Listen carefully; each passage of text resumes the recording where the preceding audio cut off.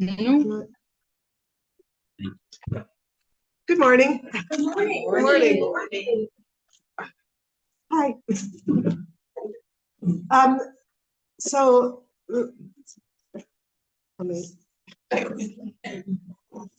I'm giving a Dvar Torah now, and the Dvar Torah really came from a few things. But two things are I'm learning Chumash with a group, and I'm learning Navi with a group. So this Dvar Torah connects something, which also means that people in this class probably heard some of this stuff. So suck it up. It's going to hurt again. So and also. I also learned with my friend Leah, who I couldn't do it without, and I told her I was going to mention her because she really, we really worked together and did it. So this year when I was fortunate because I'm in the Bas Medrash, and that just opened up a lot of learning to read the parshas every week with a little more in-depthness than it's been for many years. And the whole time, coming, the parshas, say from Yaakov and Yosef coming, and the whole time I'm saying, don't do it. Don't do it. You know what you're doing? You guys, you're bringing us into slavery. Stop. Do something else. Treat your sons differently. Yosef, be quiet. Don't do it. And I was so, it was really bothering me. I was just why are you guys doing this? You're making so many mistakes. With a lot of respect to the Shvatim and the Avos, because I know they're really tzaddikim. But this was my internal uncomfortableness. So then in the Chumash class, I got assigned to do Sforno on the part of Tamar and Yehuda. And the Sforno that I got, Tamar is doing all the things to get ready to go out and kind of entrap Yehuda. And then she meets him, but she speaks to him because she's still not 100% sure that this is right, what she's going to do. So she speaks to him to give him a chance to recognize her, because everyone in the class knows, her face was covered then, it was covered another time, he didn't recognize her, but she wasn't 100% I don't know if I'm doing the right thing. So she speaks to him and he doesn't recognize her.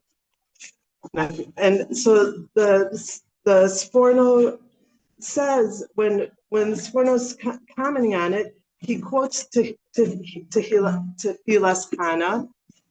That's from this, right? And he says, Niskananu alilus. And I thought, when I heard, I'm oh right, Hashem is in charge of everything. But then looking into it, that's not what those words mean that's not the simple definition of the words. Really, it means that your actions are counted. So this relief that I thought of, being reminded that Hashem is in charge of everything, and that the Shvatim and Yosef and Yaakov, everybody was doing what they needed to do and what Hashem wanted them to do. It was such a shot just reading those words without really knowing what that means. But then, because I learned that when you see something quoted, you must go back and look it up. Or else you are not allowed to be in Bas Medrash anymore. No, not quite, but I really did learn, and I'm thankful for knowing that you should go and look it up. So I went back to Tefillas Chana, which I wasn't I was not yet in the Shmuel group yet. It was right before my time, so I can speak about it. And so in Tefillas Chanas, it says, Velo Nishananu Alilut. And it's spelled with a vav, which means that it is which Rashi translated as, because Hashem knows what is in your heart, and all your deeds are counted for Hashem, which that fits in nicely. Hashem knew in Tamar that she wanted to be the great grandmother of Mashiach, and helped her do it. But Radak and other people, a lot of other people, don't really go with that. They said that the lo in that is with an aleph, which means not. that it's not because of what you're doing that things happen, right? That because that a person's deeds don't come to fruition, they don't have fruits from them unless Hashem has set up the stage and allowed it to happen. But because the person can say, like, I want to do this and I want to do that, like Balak and Bilam, they said, oh, we're going to curse Israel, and they tried and tried and tried, but Hashem didn't let it happen. Hashem stopped it from happening. And the Kli Yakar says there's a nice hint to this in the letters of the Shemavaya, and the Yud K and the Vav K, that those letters, when you spell out the letters, they're all very small. They're not like letters with a lot of letters in the name of them. They're small. And Radak says that this is showing that even though Hashem is so infinite and bigger than we can ever know, but he is involved with our small thoughts and actions. And he says, like, oh, the philosophers always have a problem understanding it. Like, how can it be that something in somebody or something, I didn't know what word to use there, can be also involved in the small little thoughts and actions of each person. But he is. And so it is that these words have two meanings. That one, our actions and our thoughts are important. And at the same time, nothing is going to happen unless Hashem wants it to happen and Hashem sets it up to happen. And Hashem, I think the word puts his energy into it happening. And then I'm just going to end with a little Hovos Levavos and the perush on it, if that's okay. And so the author is speaking about like how things happen in the world and how a person has to do a lot of actions, like to get his food or to pull out water, and that in each actions there are a lot of steps. And then he ends with, and all these actions, and so it is for other things which come to existence. They cannot be produced by man or anyone else, but rather through the decree of Hashem and his preparing all the means through which things will be produced, as it is written in Shmuel. And by him causes are counted, and who is great in counsel and mighty in carrying it out. And it was a cause from Hashem. And if the means are blocked, none of the actions which normally bring about this thing into matter will succeed. Yeah, and that's it. That our actions matter, and at the end, Hashem is in charge, and what Hashem wants to happen will happen.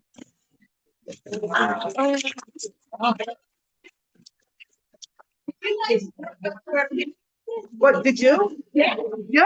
It was it was like from our heads. Is this him?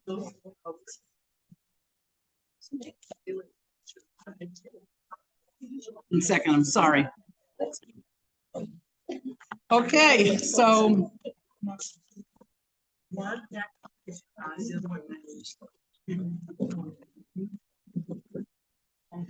okay, we are. I am.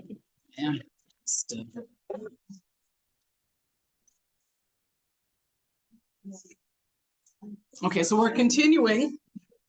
That was very nice. Oh, thank you. That was, yeah, you're right. You're good. You're a tongue that to father. She learns in the Bas Medrash. Okay. Yeah. Good. All right. So we've been, as everyone knows, we've been talking for quite a few weeks about onus devarim, being hurtful with speech. And it's not only limited to actual words, it's also relates to actions. I mean, there's a story here. I can't even read it. It's like so mean. Like somebody, I guess there are people, even adults, who are practical jokers, right? Like I can't see. I mean, I understand. Like I was, 10 and I like called this kid from class because this other girl okay, you do these like phone pranks and things like that when you're a kid, but there actually are people who do them as adults.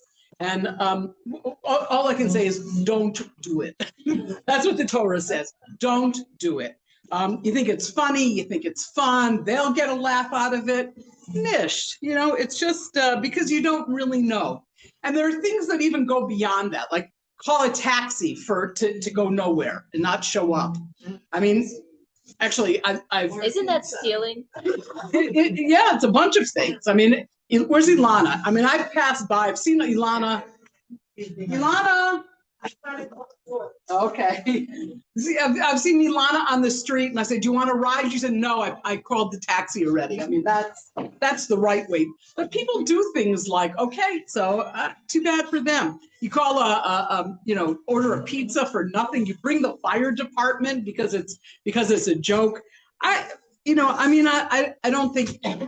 I don't know, maybe somebody's a secret fire department caller. I don't know, but it's kind of nefashos. Somebody could be killed because you're making a joke and you're having a good time, and the fire engine goes someplace and then it's needed to save a life someplace else. So I mean, I think for the most part we don't really do such things, but I have to.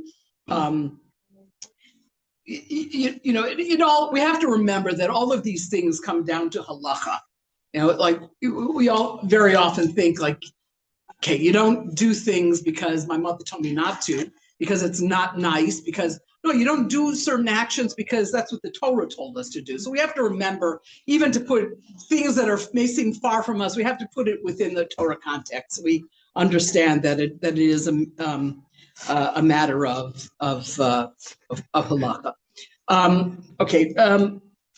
Asking a question to somebody when you know that they won't know the answer, and all that's going to do is create discomfort, right? Embarrassment, right? They feel foolish. You ask a teacher, and you know that this is not the teacher has nothing to do with this or has no understanding of that. That would be onus devarim. That would be using your words to do something that will hurt another person. And I have to say, it applies to teachers sometimes too. Teachers will sometimes use it as a kind of a discipline thing. You're so smart, Shmuley. Like what about da-da-da-da? And Shmuley doesn't know, and he's embarrassed. And I mean, sometimes it's there is a positive way to it, and there is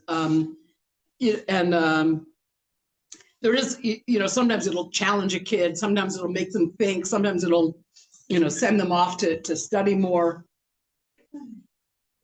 But for the most part, anytime you ask a question that will cause somebody discomfort, so that's just as bad as saying something mean to their face. Okay, so one of the things that, according to this sefer, that an extremely low version of onus devarim, extremely low behavior, is to aggrandize yourself at somebody else's expense. Okay, to say something, well, Isn't that called narcissism? Well, okay, it's called onus devarim. It's but right. Oh. I mean, it's I certainly wouldn't act like that. I certainly wouldn't do something like that person. I would never. I would never. No, you would just say not nice things about a person and make yourself look bigger, and at somebody else's expense, and that's like equally as. It's equally as bad. Standing on someone's shoulder and saying, "I'm tall." Okay, that's right. Standing on somebody's face and saying, "I'm tall." So pushing someone down. There's also, I have to say, I'm guilty of this. There's also something about being physical with a person. Like you go up to somebody and you like start smoothing their hair behind. I just did this with Karen right now. Karen's like a little kitty cat. She loves it. but the next person might like jump. It's like you've scared the person. You've made them feel uncomfortable. You like hit the person in the arm. Isn't that funny? No, no, it hurts. Sometimes you have to recalibrate, and you have to like think about whether you're doing that or not, or how much harm you're causing a person. Some people are very, very sensitive to the touch. That's right. We don't That's right. understand it. So That's right. Right. Right. Right. I have to admit, I have a lot of trouble with it because I'm physical, and I do like to hug people, and I do like to touch people, and I do like to, and just so you all understand, my intention is to express love and affection and only good things. But maybe people are reacting like, get off of me, and I don't even know it. And I don't even know that I'm making somebody uncomfortable. So that's why we have this. You would feel it if you were. If you go to hug somebody, you would feel if they're. Okay, you're right. You would You're feel right. their energy if they were not into the hug. Right. Right. Not always. Not always. Sometimes somebody comes and they give you a slap and you jump and they do it every time. Judy and I go back and forth all the time. You want to demonstrate? No, she slapped me. I cannot slap you. It's something like this. I'm just being innocent by some. You do not do that. That's not what you do. That's not what you do. This is like a skit. What do you do? Harder. I don't know what you're talking about. Yeah, come near. I like it. It happened to me this Shabbos. People who are it really know they can give them, but person whom I didn't see a long time, long time, she was not close, but I put her and she was sharp. And I was just so embarrassed. Oh. This is very good lesson for me. Well, maybe she shouldn't have done that either. No, Okay. This was my mistake, what you're talking about right Okay. now. But you Okay. didn't do it to embarrass them. Right. No, but, I think but it does not matter. We don't know. We shall not do it. This period. If I know the Okay. person, I know Judy, I can give her a hug. That's fine. Right. But some people I don't know well. Don't do it. It's from my experience. I think this is kind of I think this is like kind of a hug-free zone. Don't you think? Hug at will. I'm gonna put a little sign up on the hug at will. No, this is like, don't you ever sometimes just want a hug? Yeah.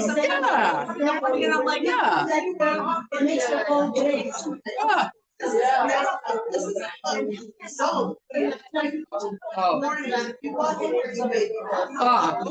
Okay, that's a good idea. We're gonna put up a sign. It's a cultural thing. If you go to different countries, the treatment of somebody else's space is completely different. Right, 100% right. Treat somebody's space in words, you treat somebody's space. Doesn't feel like it. Not just countries, but different sections of the states. In the Right. South, we hug, Right. we don't kiss. You don't kiss. Nice. Back off. And are always hugging. And hug. And hug. I think we just have to. We don't. Okay, we have to remember that the actual avera is when it's your intention to do harm. And I would say that most people are not intending, when you go like this to somebody, your intention is to express affection, and it's not to express any kind of displeasure. And it doesn't necessarily excuse it, but it does. There's a lot of intention in this whole issue, this whole halacha. A lot depends on your intention. Sometimes it doesn't matter, because like Leah's example, somebody still got hurt, somebody still was made uncomfortable, so somebody still was insulted. So it's a complicated issue to like try and develop your sensitivity and to try and be aware on all levels to try not to cause anybody any harm. Okay, that's I think that's it. A few announcements, if I might. Okay, so first of all, I think all of our classes are Baruch Hashem taking place. There's a course schedule for those who are not completely familiar with it and might need to look at it. Thank you very much to Malka for the beautiful Dvar Torah. Riva, they liked it. Yeah, they liked it. Okay, Riva's going to be teaching at 11. It's actually hot. Yeah. That's because you're down there. Okay, stop recording.